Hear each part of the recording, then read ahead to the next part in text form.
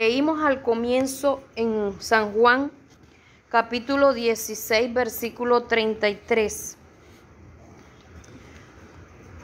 donde dice: estas cosas os he hablado para que en mí tengáis paz. En el mundo tendréis aflicción, pero confiad, yo he vencido al mundo. Estas cosas os he hablado para que en mí tengáis ¿qué? Paz, ¿verdad? Pero no nos está diciendo que va a haber paz y no va a haber aflicción. Más bien advierte y dice que en el mundo tendréis, tiempo futuro, y tendréis, también dice que son varias, está hablando de varias, está hablando en plural. Tendréis aflicción, pero confiad, yo he vencido al mundo. Algo que yo me he preguntado en estos días: si nosotros sabemos qué es lo que Dios está haciendo en la aflicción de nosotros mismos y en la aflicción de los demás. ¿Sabemos lo que está haciendo Dios? Si no entendemos muchas veces en la aflicción por la que nosotros estamos pasando, mucho menos vamos a entender la aflicción por la que están pasando los demás. En lo que yo les acabé de contar ahorita, en medio de todas las cosas que nos estaban pasando, yo le agradezco a Dios porque Dios nos había advertido a nosotros la razón del por qué estábamos apenas entrando. La razón.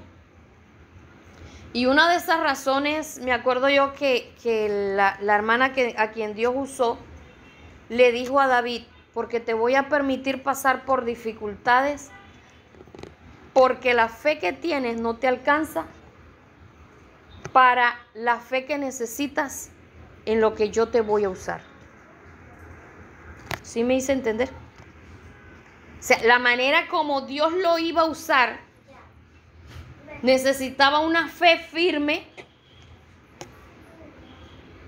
inamovible, y por eso necesitaba aprender a depender 100% de Dios.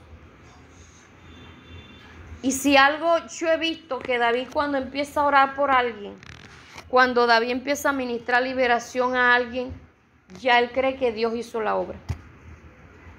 Y yo le he visto orando por cosas difíciles y yo me sorprendo y yo digo: yo no doy para eso. Yo a veces le digo: ¿tú cómo haces? Dice: es Dios. O sea, no es que yo no crea en lo que, sino porque Él dice: ahí está pasando esto, estoy viendo esto, y yo no estoy viendo nada. Pero aunque pasamos por las mismas pruebas, por así decirlo, en Él Dios estaba obrando unas clases de pruebas o lo estaba permitiendo pasar por unos procesos, y a mí me estaba tratando otros procesos. En lo que yo les decía ahorita, eran las 6 de la mañana, yo no desayunaba, me iba en vómito, y después en esa época eran las 3 de la tarde, 5 de la tarde, no había desayunado, y no era que estuviera tan bien, pero tampoco para morirme.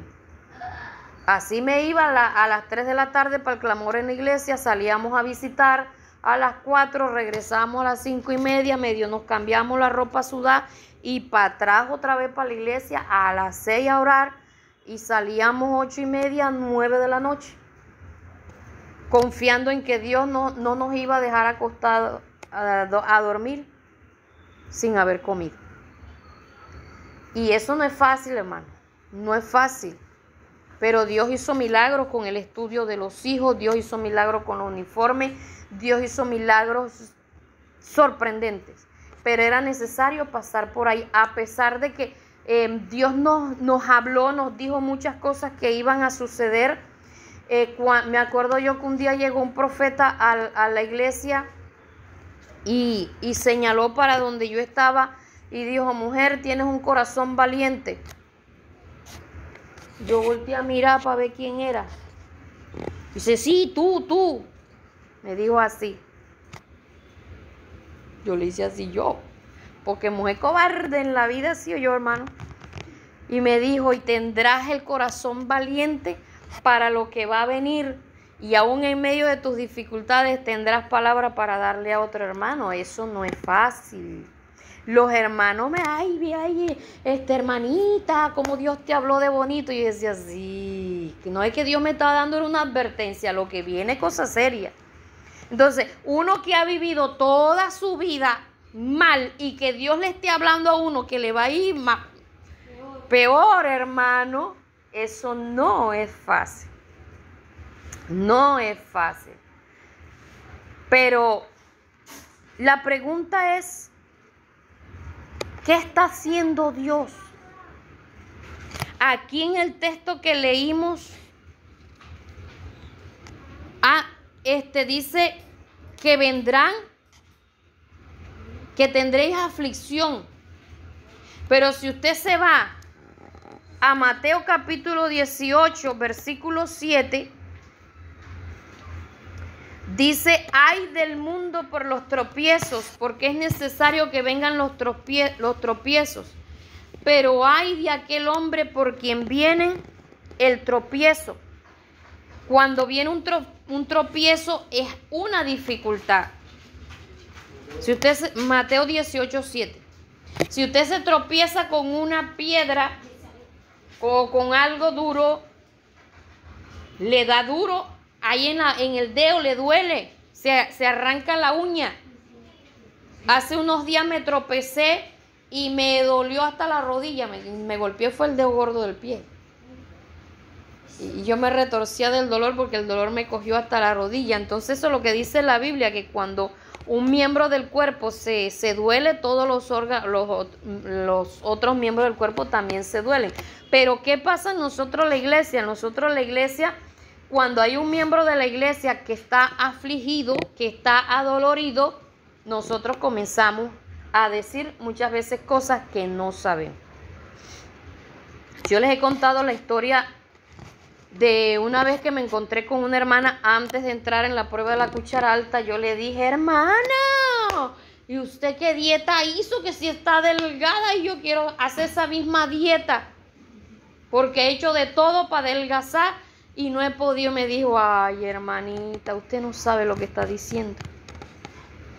Ella no me explicó ni nada. Al tiempo, cuando yo me miré en el espejo y me vi el cuello como que parecía un arpa, me recordó el Señor, porque yo dije, Señor, yo sí estoy flaca. Veía puro ojo. Y me dijo el Señor, ¿te acuerdas de la burla que le hiciste tú a mi sierva? Ahí está. Hermano, porque uno habla lo que no sabe. Uno habla lo que no sabe. Me acuerdo yo que un día le dije a una hermana, le dije yo, le dije, estamos pasando necesidad en pila. Y estamos comiendo mal. Me dijo, Dios te está poniendo a dieta a todos. Porque la Biblia dice, Jehová es mi pastor y nada me faltará. Eso quiere decir que lo que ustedes están comiendo es lo que ustedes necesitan. Una cachetada de un recién convertido a una de más de 30 años en el evangelio. Bueno, no tenía 30, tenía 20 y pico de años en el evangelio. Pero yo sentí que Dios me habló con pinza, hermano. Con esas pinzas que jalan el cuero y lo dejan uno así guindando. Porque a veces pensamos que en medio de la aflicción Dios nos va a hablar y nos va a sobar. En medio de la aflicción Dios nos da duro para que aterricemos y sepamos dónde estamos parados.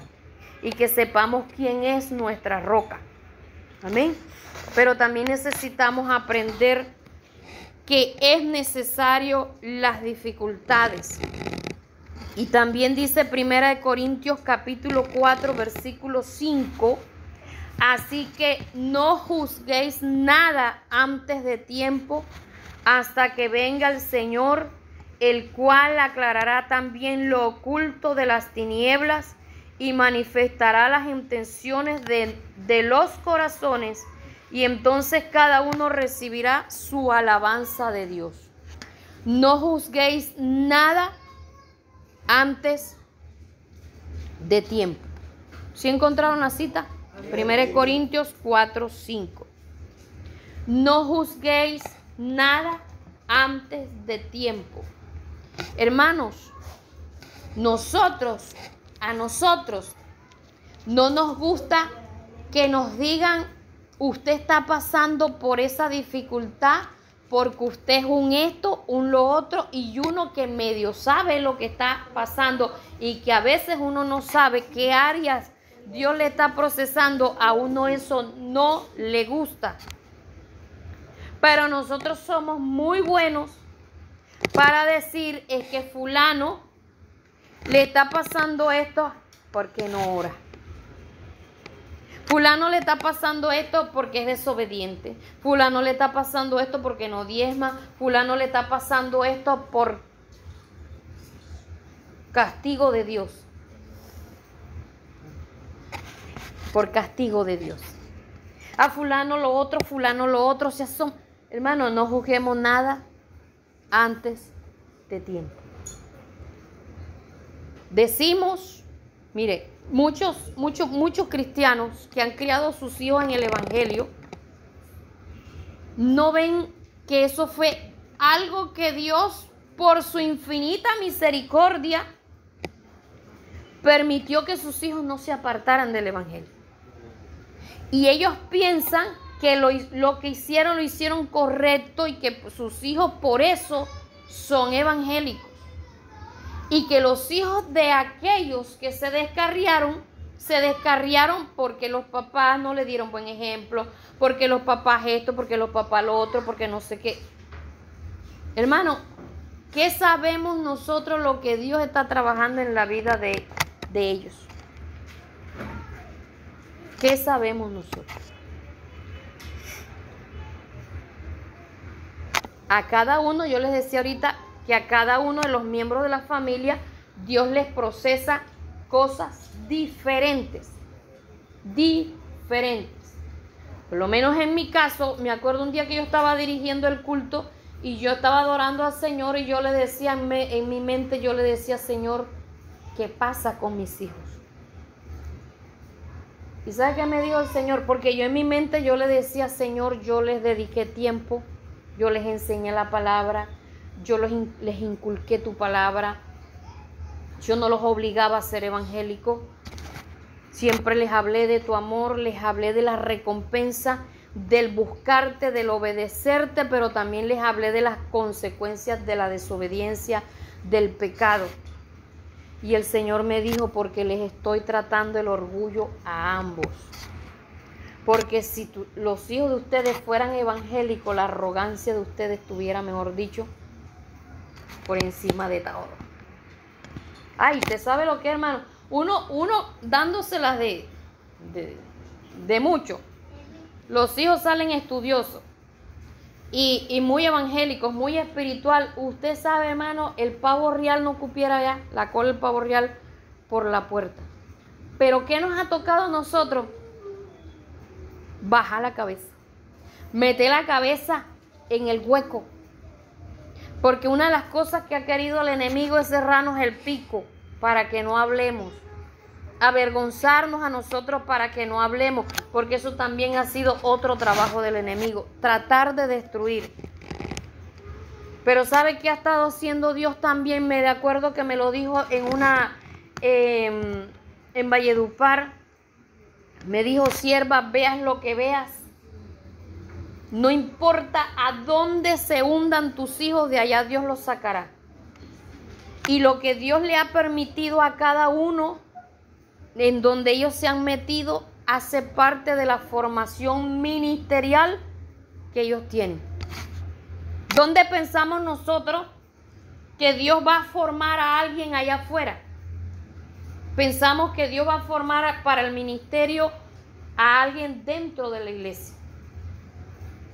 Pero algo que el Señor me dijo, ellos los he permitido entrar en áreas del mundo donde muy pocos saben lo que sucede allá, donde muy pocos saben el mundo, porque es que hermano, vea, yo últimamente, yo me quedo aterrada. Yo le digo a David, yo quisiera que el Señor viniera rápido. Por lo menos el gremio de los mototaxistas es un mundo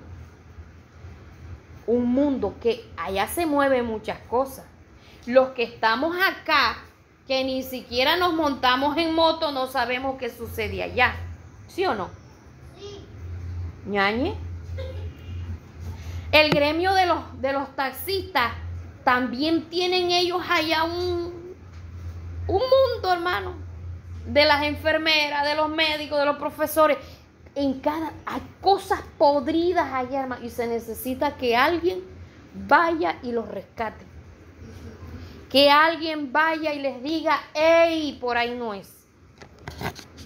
Pero eso pocos lo entienden. Usted se puede imaginar cuántos nos han señalado, cuántos nos han criticado. En estos días me decía una hermana, pastora, pero ore por sus hijos. Yo respiré profundo, conté hasta 10, guardé silencio.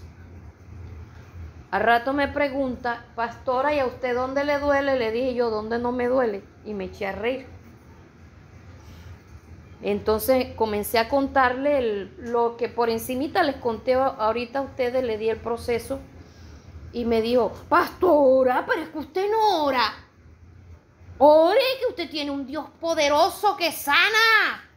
Y entonces, le dije yo, ay hermana, ¿me viene usted a decir a mí que ore? ¿Usted qué cree que yo no oro?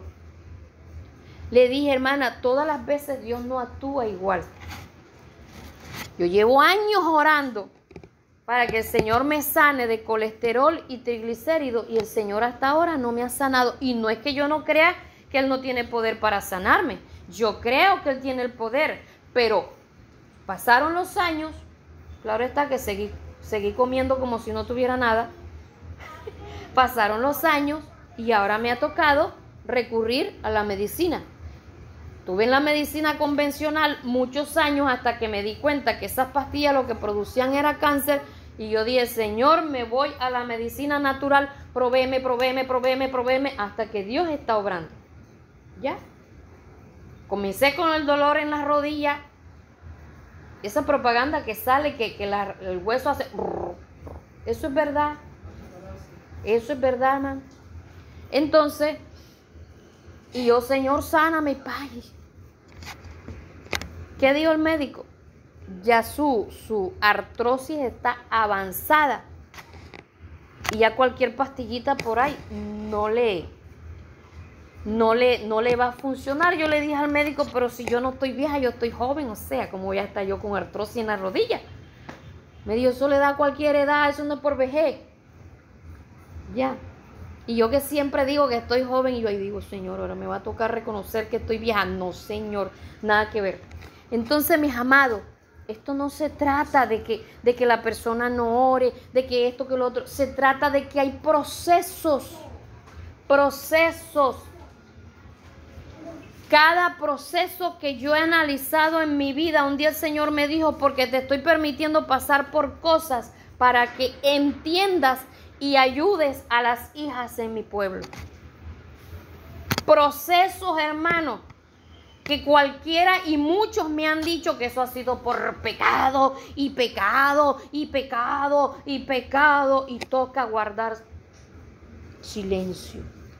¿Por qué? Porque esas personas que hablan no entienden lo que Dios está haciendo. Y a veces ni uno mismo lo entiende. Y con todo esto, lo que quiero que les quede claro, hermano, aprenda a vivir su propio proceso. Aprenda a enfocarse en su propio proceso. Pregúntele a Dios, ¿qué me está pasando a mí? ¿Qué debo cambiar? ¿Qué debo mejorar? Usted debe preguntar, ¿es por desobediencia? ¿Es por prueba? ¿Es que me estás enseñando? ¿Qué me quieres enseñar? Porque desobediencia, prueba, ataque, lo que sea, Dios le está enseñando a usted cosas a través de la situación que le está pasando.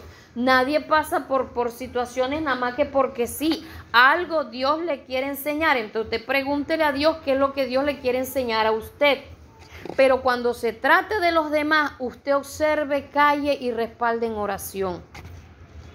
Nunca saque la lengua y el dedo para señalar y para decir, es que fulano y perengano, es que usted no sabe lo que Dios está trabajando en la vida de ellos. Porque es necesario que vengan los tropiezos. Es necesario las aflicciones. Ustedes se acuerdan lo que un texto que está en el discipulado Eres Cristiano, donde dice que iban formando discípulos y enseñándoles que eran necesarias las aflicciones, ¿se acuerdan? Un evangelio sin pruebas, sin dificultades, y que tenemos un Dios que solo da plata, oro y a todo dar, hermano, es un evangelio de mentira, de engaño. Dios es el dueño de la plata y del oro, pero para Él soltar esa plata y esas riquezas que Él tiene, no solo las monetarias, sino las espirituales, Él tiene que preparar nuestro corazón, prepararnos, tiene que procesarnos, llevarnos a todo eso, llevarnos allá para que no le lleguemos a dar mal uso a lo que Él nos da, para que nuestro corazón no se llene de arrogancia, de jactancia, prepotencia y decir, es que yo, porque yo oré, porque yo obedecí, porque yo. Nada, hermano, por misericordia. Amén. Entonces aprendamos si es posible, póngase un palito atravesado en la boca y antes de decirle a otro que está pasando por tal cosa, porque no ora, porque no ayuna, porque lo otro, ore por él. Amén. Ore. Cada uno está viviendo procesos distintos. Yo estoy pasando por procesos distintos. ¿Sabe qué quisiera yo, hermano? No tener nada, pero que mis hijos estuvieran en el Señor. Porque para mí es más importante que ellos tres estén en el Señor que tener un baño enchapado, que tener una cosa que brille en el oro, en el oro, no en el dedo. Eso para mí no tiene valor. Para mí eso no tiene importancia si ellos no están en los caminos del Señor. ¿Y sabe por qué, hermano? Porque el evangelio no es un estilo de vida. El evangelio es salvación. Y si ellos están así y la muerte los sorprende, van a pasar toda la eternidad en tormento. ¿Y quién quiere que sus hijos vayan a pasar toda la eternidad en tormento? Nadie, hermano. Nadie. Yo quisiera estar como estaba antes, pero que ellos estuvieran en el evangelio, como estaban antes. Bueno, como estaban antes tampoco, porque como vivían una doble vida, Dios le tocó destapar todo. Y yo lo único que le digo, Señor, llévalos a un arrepentimiento genuino. Llévalos a un arrepentimiento genuino que ellos no se pierdan. Antes le decía que yo los quiero verte sirviendo, que no sé qué. Ahora lo único que le digo es que no se pierda. Cuando el hermano estaba tomando la caja y la morena, me acordé y él cuando él tocaba la caja también. Así, hermano. Cuando yo veo a ese jovencito que estaba tocando la organeta, la primera vez que yo lo vi, yo lloré, yo decía, Señor, se parece a Yismir cuando te estaba buscando. Y, hermanos, todavía tengo cosas por cumplir, sueños por cumplir, metas trazadas. Pero ¿sabe qué le creo yo a Dios? Que si yo parto de esta tierra sin ver respuestas a mis oraciones, sé que Dios obrará aún después que yo no esté aquí en la tierra. Amén. Porque yo le digo, Señor, yo moriré creyendo en ti. Moriré creyendo que para ti no hay nada imposible. cómo los vas a traer por la oreja, por el moco, por donde sea, pero que no se pierdan, hermano. Entonces, creámosle a Dios y entendamos que Dios está trabajando en la vida de cada uno de manera diferente. No entendemos lo que Dios está haciendo y por eso aprendamos a ponernos un candado, a hablar menos y a orar más. Amén. Critiquemos menos, por favor, porque Dios es un Dios grande y Él responde. Más bien, ore y siéntese a esperar la respuesta de Dios, porque en la respuesta de cada uno, usted podrá decir de verdad que Dios hace milagros. Amén.